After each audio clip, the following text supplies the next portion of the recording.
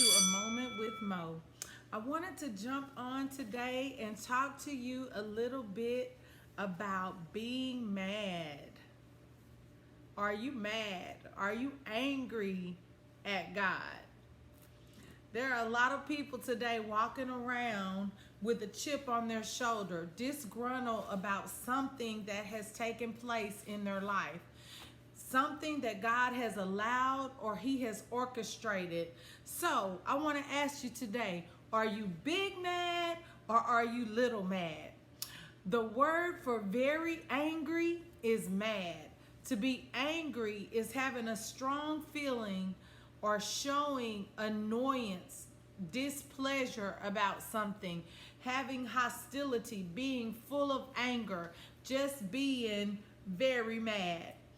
People get mad at God because He doesn't do what they want Him to do, and He doesn't do it when they want Him to do it.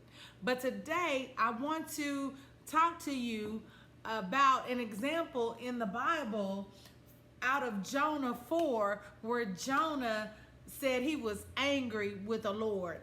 Jonah declared that he was angry enough with God to want to die.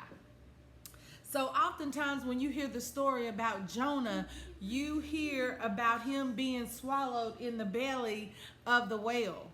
But today I want to talk to you about the Jonah that went back to Nineveh and preached, and the entire city was saved. Once this city was saved, Jonah became angry because he knew that God was a gracious God. He knew that God was compassionate, that He was slow to anger, He was relentless, and that He would forgive the people of Nineveh.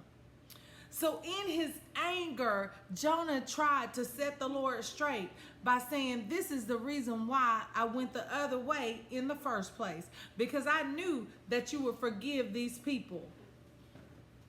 I knew that you would be merciful to them. Jonah seemed to know the character of God and realized that God was gracious, God is a forgiving God, that His anger is only for a time.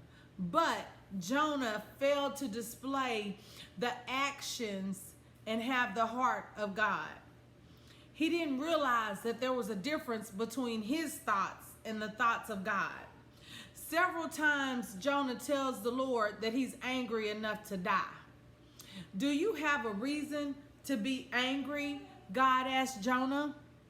In this specific situation, Jonah had already left the city. He was sitting outside of the city trying to see what was going to happen. If God was going to change His mind and cause havoc on the city.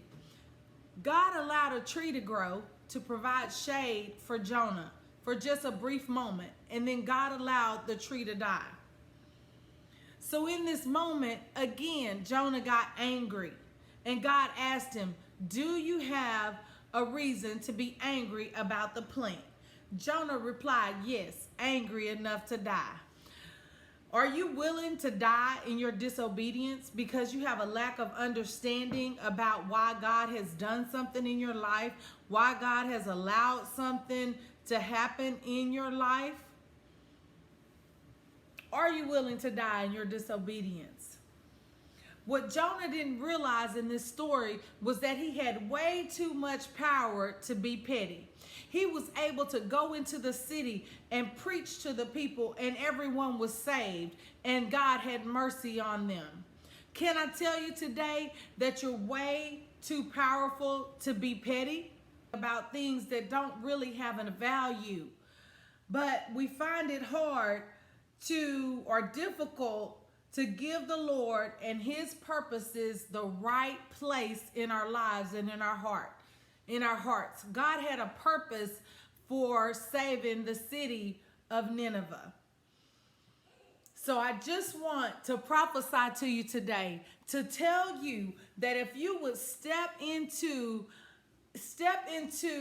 the presence of the Lord and allow Him to heal you, allow your anger to be healed and to relinquish those thoughts and that anger that you have towards the Lord, that he will heal your heart and catapult you into a different place in your destiny.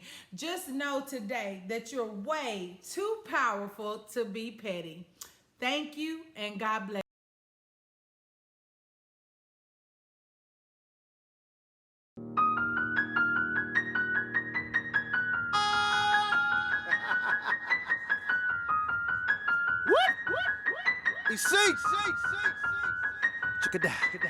I love God. You don't love God? What's wrong with you?